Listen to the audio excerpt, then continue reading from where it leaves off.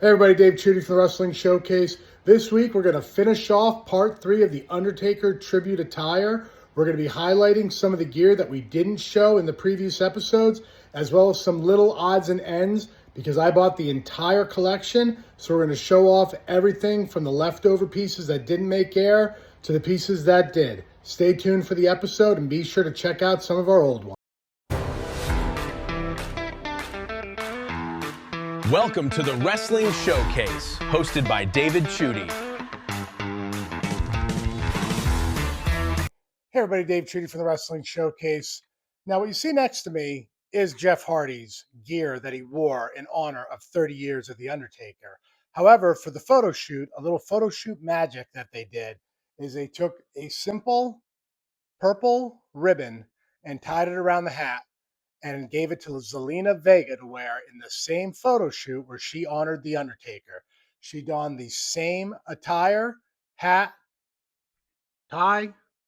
All they did was add a ribbon, and this was Zelina Vega's worn outfit. So this is a duly worn Jeff Hardy and Zelina Vega outfit worn at the Undertaker tribute photo shoot. A red vest that was supposed to be biker inspired to replicate the Undertaker's 30-year career and highlight the American Badass time frame. This gear here was worn specifically by none other than Ruby Riott in a photo shoot alongside Liv Morgan. Check it out.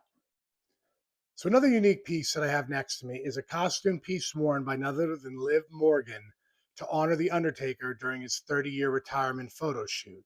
This one did not make the cut, but it was worn by Liv Morgan during that shoot, and I'm still trying to find some backstage photos of her with it, but it was worn to honor the 2010 era Undertaker.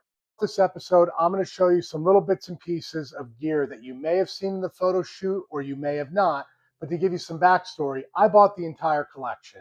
I bought everything that they used on that photo shoot, whether it made the final cut or not. It was worn and verified by each of the superstars I'm going to tell you. You just not might be able to see it somewhere. You're going to have to take my word for it, but I own the entire collection. To start off, these you will see. These are the gloves worn by Alexa Bliss to honor the Lord of Darkness. The next piece you're going to see was worn by Liv Morgan and Ruby Riott.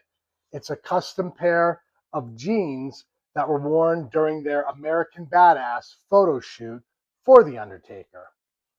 The next piece you're going to see are two elbow pads worn by Sasha Banks, which you do see in the photo shoot, and worn by Liv Morgan, which I don't believe you're going to see her wearing these.